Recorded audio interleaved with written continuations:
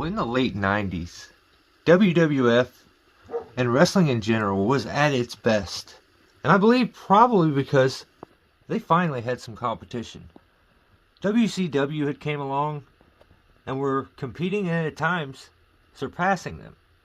So they competed on television against each other for ratings. They competed with merchandising.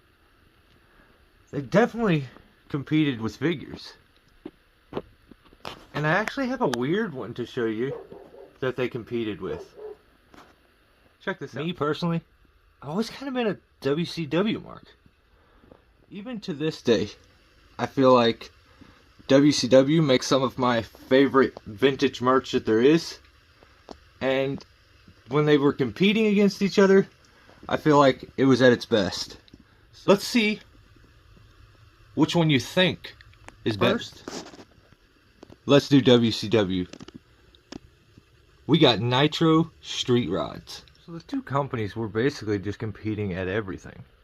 WCW used the company Racing Champions, and that's who made theirs. This is the Larry Zbyszko Men on Card.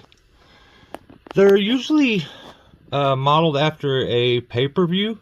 So this one is NWO WCW Sold Out. It's got Larry's face on the hood. You drop down here to the Psychosis car. Probably one of my favorites out of all of them. The hood comes off of it. That's from Bash at the Beach.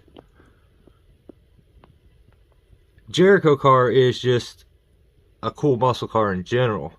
So you got Jericho on the hood. This one is the Great American Bash. And last one will be the Buff Bagwell. NWO black and red. And I believe also, also Great American Bash. So let's see what WWF was doing. So first, we got here from Island Toys. This is the Ken Shamrock. They called them Radical Rides. I have a few of these. They're all on card. This is The Rock. And then the last one up there is a Mankind. They come with a little stand, which I like. I don't think, let's see. Is that a stand? Or is that just like a, no, it's a stand.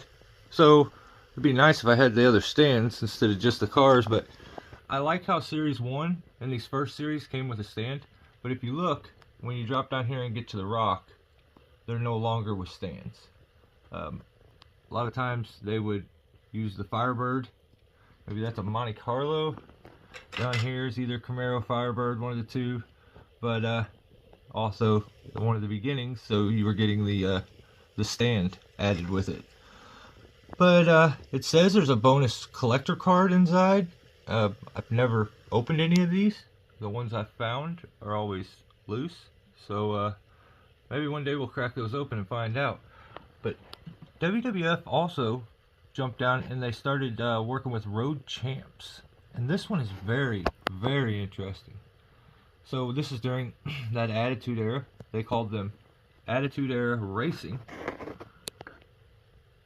And they did drag strip cars. So pretty elaborate with the paint schemes, very detailed, more realistic. But what makes this, and will always make this, is the fact that you get the littlest, smallest Austin 316 in the world. So once again, WWF Radical Rides.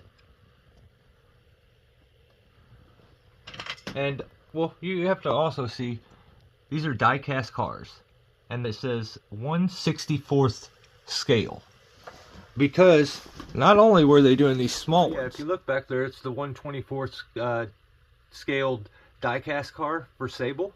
Now I don't know for sure, but I've never seen any that WCW did. I think they may have stuck to just these. Maybe it's something I could look up and try to find out later on. Maybe before I put the video out, we'll see. But yeah, who did it better? I mean, personally, I hate to do it, but I'm leaning. If it wasn't for this Austin on the WWF card there, I would say 1000% WCW wins. But can I do that because the cars themselves, I think, has to go to WCW. I don't know. You guys let me know what you think. I just thought kind of interesting. Let me know your opinion. Me personally, I was kind of in a WCW mark, and maybe it was just easier for me to find and watch.